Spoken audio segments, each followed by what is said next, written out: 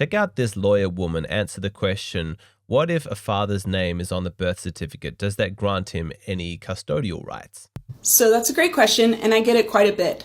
No, signing the birth certificate would not give the father parenting rights. That may be used by the child support office to show paternity to establish child support, but it would not give any custodial rights. I heard a story this morning, this takes place in Australia, where a man who is trying to get away from this awful toxic woman, and she is punishing him by making up some awful domestic violence accusations. No proof, no evidence, but she successfully got this restraining order, and as a default position, he's not allowed to spend time alone with his children. No trial, no witnesses, no evidence, just based off her word. I just wanted to start this video off with a daily reminder that in Western countries, the court systems are massively biased against men. What counts as standard practice is actually a massive human rights violation. Men are regularly stripped of money and access to their children based off nothing other than the word of the woman. There is a presumption of guilt, which is a violation of human rights, and I guess the only reason why it doesn't flag as such is because men aren't human or something. I don't know, they don't deserve rights. And of course, when the payoff is so big, there is a massive incentive for women to lie. So what exactly are you meant to do about crazy women? Women who are willing to lie, who try and destroy you, women who are abusive. What is the solution? Finally, we actually have an answer that has proven effective, and I'm going to share it in this video. I am so grateful that this solution exists, because without it, men are powerless. You know, their integrity is not going to mean anything against the power and force of a woman who's willing to lie, to try and destroy your reputation, to try and harm you and destroy your life. What so many men are too slow to understand is that settling differences with a woman is different to how you would settle differences with a man. When push comes to shove, how do men settle differences with each other? Physically, you know, we get into a fight. It's like, right, we're going to punch each other and that's how we're going to settle this. Don't take what I've said there to be an oversimplification. I understand that men aren't actually going around on the streets just punching each other over every disagreement, but that's kind of not the point. Like, the amount of frequency that it occurs doesn't undermine the fundamental truth of it, is that between interactions between men, the threat of physical violence is always present, and it acts as a kind of stop guard on men being too excessive in their behavior, because we know that there could be very intense consequences if we step too far out of line. That threat of violence actually keeps people straight. And so if there's some guy in my social circle who I really dislike, I'm not likely to go around gossiping about him, making up lies, trying to destroy his reputation, because it's too risky. The threat of violence exists, and I don't want to get beaten up. But it's different for male-female interactions, because men can't hit women. A woman could say the most outrageous lies about you, but the moment that you strike her, you're the bad guy. Sure, she's ruined your reputation and destroyed your life, but in the eyes of society, hitting her is worse. I'm not making any comment on that. That's just how it is. And you know that's how it is. It's not a reasonable avenue for redressing some grievance for you to go around hitting women. So it begs the question, what exactly are you meant to do about crazy women? There is a new solution, and it can be very, very effective, but I don't want to share it yet. I want to save it for the end of the video, because I don't want men to get over cocky and confident thinking that this is some cure-all. No, it's to be used in an emergency. The best protection against crazy women who are liars and who are abusive is prevention. For me personally, I'm not that worried about some crazy woman making up lies about me, because I don't spend any time with crazy women. That's my protection. All the women who are part of my life have been very carefully vetted and have proven themselves to have integrity and character. And my rule for new women that come into my life is that they only get one chance. If they ever show me that they are a liar or somebody who doesn't have integrity, then I'm going to cut them out of my life. I don't need that. I have enough high quality women in my life. I'm not looking for more who could potentially be troublemakers. There's no benefit to me. In my younger days, I cut a large number of women out of my life once I saw that they had no integrity. I was pretty methodical. I cut off a bunch of relationships, just ended them. Maybe that seems extreme to you, but I had witnessed a number of my friends ignore the small red flags and think, oh, that's not a big deal. I can forgive the occasional lie, the occasional hypocrisy, you know, like everyone has some breaches of their integrity every now and then. And they ignore those red flags only for them to turn into the most devastating consequences later on down the line. If somebody shows you who they truly are, pay attention. It's not enough to simply rely on surface level apologies or just hope in your heart that things are going to change. If in your mind you're thinking, oh, well, she lies occasionally, but I'm sure the consequences won't be that bad. It's not that big a deal. You need to wake up. It is way too risky. In this culture, in this climate, a woman's words have way too much power to destroy your life. That's why I say prevention is the best cure. The best way to protect yourself is not spend any time with those kinds of women. I know a lot of guys come to my channel after they have been burned by a woman and they come looking for answers. They were blind, they were ignorant, they walked into relationships thinking that women were the superior sex, they were the more moral ones, thinking they're, perfect angels, and then they get burned really badly because they underestimated just how dark female psychology can be. Women are capable of some absolutely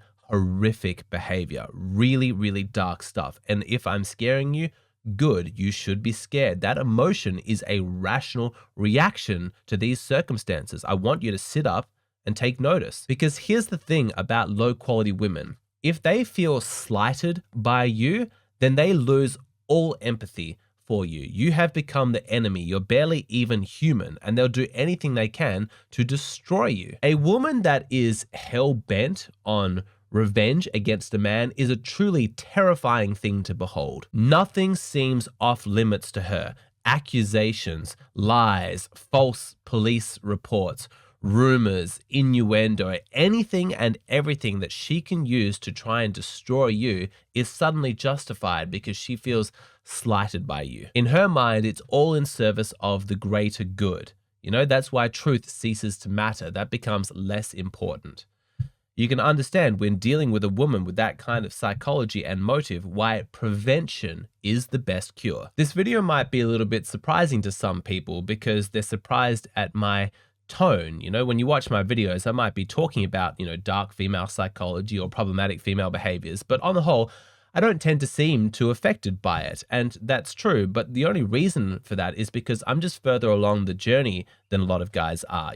I recognized and I saw dark female behavior a long time ago. I already figured this out, and I went through the pain and the effort of cutting all of those women out of my life and protecting myself. I have specifically cultivated and arranged my life so that I am only surrounded by high quality women, women of character and integrity. All the low quality women, they're gone. That's it, cut out. Doing that has allowed me to retain a reasonably positive image of women and femininity because that is 100% of my real world experience. But of course, in my line of work, specifically with my Hey Hero requests, I'm often hearing stories about really, really toxic female behavior. So I'm aware of the full spectrum. I just only want to experience the good end. And so you see, when I say that prevention is the best cure, I'm not talking about cutting women out of my life altogether. No, just the toxic ones. I love the high quality women. I have heaps of women in my life. I've been with my partner for almost 13 years now. We spend every single day together. I have a good relationship with my mum. I have 2 co-counseling sessions per week with amazing women. I've got all of my friends' wives and their girlfriends. As a new father, I'm attending lots of playgroups, and so I'm meeting lots of mums. So even though I'm aware of the dark capacity inside all of women, I've specifically tailored my life to not encounter those women, and it's allowed me to retain a pretty positive mindset. I suggest every man listening to this do the same. If you enjoy thinking positively about women, you enjoy femininity, you want to experience the best of it, then you need to be ruthless about this. Make sure you don't spend time with any of the toxic ones. Only focus on the good women. Because while I don't want you to live in fear, I don't want you to become paranoid, I do want you to take this seriously, because trust me, the men who don't take this seriously, who underestimate a woman's capacity to damage and ruin your life, those are the guys who really have it rough. And I just don't think you can afford to be casual or complacent about this. If you're spending time with a woman who's proven to not have integrity, you need to understand you are playing with fire. And so we come to the ultimate solution here. What is your last line of defense against a crazy, abusive woman if prevention isn't possible? The answer is your smartphone. I don't know if people were expecting some fancy philosophical concept, but no, the answer is your smartphone. It's already been used to tremendous effect in public settings against Karens. And now what we need to do is start to turn that camera lens into our relationships. If you broke up with some girl and she's not taking it well, she comes around to your house,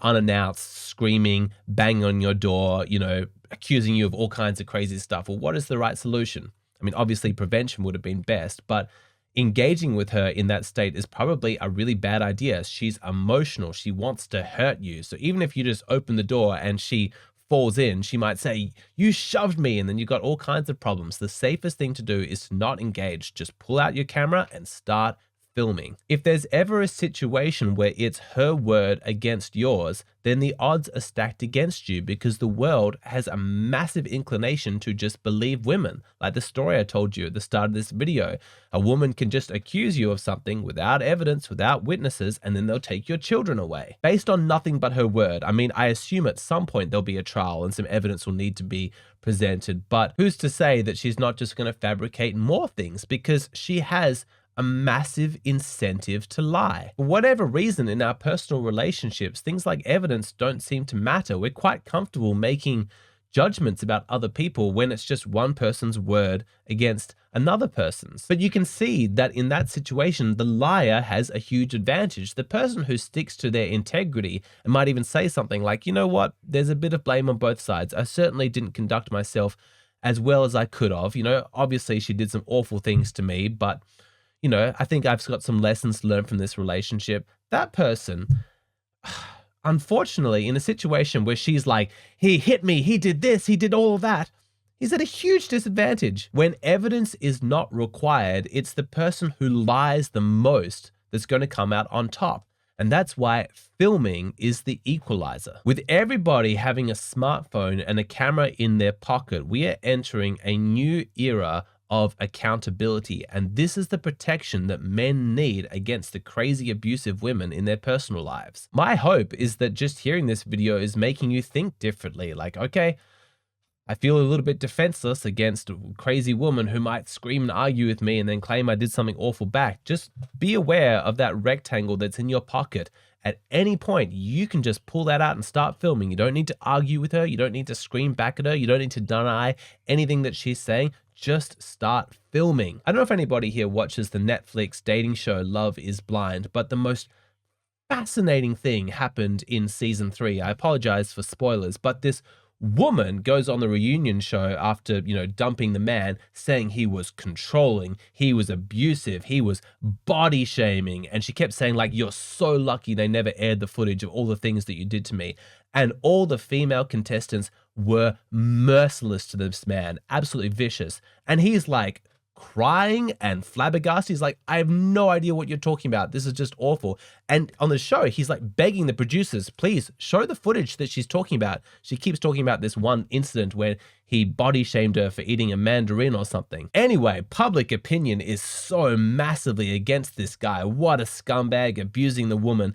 And then they show the footage and nothing happens. I'm not exaggerating. She completely made it up. And the tide of opinion goes heavily in his favor and against her. Of course, she doubles down. She's still the victim. All of the female contestants are still backing her up. But the audience saw the footage and they're not stupid. This is not an abusive man. This is a crazy abusive woman who's making up lies to hurt a man. Thank God for the cameras. Thank God somebody was filming. Without that, that guy's life would have been ruined. If you want to see what I'm talking about, you can probably find it on YouTube. Look up, what's his name? Cole and Zainab, Love is Blind, season 3. The footage is called Cuties footage. Watch it. It's just so interesting in a situation where one person feels boldly empowered to lie, to try and destroy another person, to just make up things. Then when they're confronted with evidence, actually filmed footage of what really went on. Obviously, I don't think any of us want to live in a relationship where we're filming each other constantly, but I'm talking about if things go really sour and you start to get that feeling, "I don't trust this woman. She doesn't seem to have integrity. I think she wants to hurt me. I think she's going to make up lies about me." Start filming. Gather all of the evidence that you can. It's probably the only thing that's going to clear your name, because in her word against yours, not that many people are going to believe you because you're a man. I'm so embarrassed to talk about this, but I feel like I need to bring this story up again because it's got such a powerful lesson for everybody. Because this guy was, chatting to me back when I was doing private consultations, and he was telling me about how he and his girlfriend argue a lot and he wanted help because he's worried that he might be controlling or abusive, and, how he's talking to her in these arguments. It seems to be making her really upset. So I spent 45 minutes with him, coaching him through communication techniques, helping him explore whatever dark psychology he's going through. And even at the time, I remember thinking, this is weird because this guy is such a nice guy. I'm so enjoying chatting to him. But he was taking on board all of my advice. He's like, yeah, I'll work on that. I'll work on that. And then he's like, you know what? I actually took an audio recording of one of our arguments. Can I play that for you? And I thought, fantastic. This is great. I'll get to learn so much. And then when he played it, I was just devastated. I just felt my stomach drop because I couldn't believe how awful she was, how toxic she was. Here he was so clearly trying to make the best of the situation, trying to understand where she's coming from, validating her emotions, offering solutions, doing everything that he could. And she was just gaslighting him and deflecting and criticizing and belittling him. But the abuse from her was so effective that she had convinced him that he was the problem, and he'd swallowed it so completely that he came to me trying to get advice on how he could fix himself. And I just thought, I've just helped perpetuate the abuse that she put on him because I just took that at face value. I didn't dig deeper. Thank God for that audio recording, because then we had a very different conversation after that. I actually made a video about that. If you want to see the full description of that situation, I'll put a link down below. But I hope that I'm getting through to you that while there is good reason to be scared because your life, your reputation could be completely ruined by the wrong kind of woman, there is reason for a little bit of hope because of the smartphone in your pocket. You can gather evidence, and one day that might be absolutely essential to clear your name. But I don't want you to focus too much on that. The real thing here is prevention. But failing that, make sure you film. I hope you enjoyed that video. I hope you recognize after watching that the phone in your pocket is actually the most powerful weapon you can be carrying. Do not be afraid to use it. But now I want to ask you a different question. Do you think that reformed fuckboys deserve a traditional wife? Like if a guy's been engaging in lots of casual sex, promiscuity, he's been a real player, when he decides to settle down, does he deserve some beautiful, feminine, submissive wife who's had very few partners? It's a tough question, and it's the topic of my latest Patreon video. And so obviously there's a lot of nuance there. I think that it is okay in certain circumstances, but we're going to actually talk through those circumstances so that everybody's aware to what degree you can earn something and then to what degree you're not entitled to something. It's the kind of nuanced topic that I love to get into on Patreon, where I don't have to worry about too much clickbait or YouTube algorithm, anything like that. The best stuff is absolutely on my Patreon. Did you know that for every video I post on YouTube, I post an additional video on my Patreon, which means that at the moment you're only seeing half of the total content that I create. If you want access to the other half, go and sign up at my Patreon. Also, if you're dealing with any issues in your dating life or your relationship and you want to talk to me, the way to do that is through the platform Hey Hero. You tell me what's going on for you and I create a personalized video response just for you, addressing all your concerns, answering all your questions. And if you really want to take your knowledge of this stuff to the absolute next level, then there's no substitute for my course, 100 Sides of Women. It features real stories, real people, and you're challenged to psychologically diagnose the motivations for people's behavior. And of course, I give complete full explanations. It's really, really thorough. It's 6.5 hours of video footage. It only costs $50. The value is tremendous. There's a free trial available to you. The reviews have been extraordinary. If you want access to that, and if you just want to see what it's about, click on the link in the description box below to the video that explains the whole thing in a lot more depth.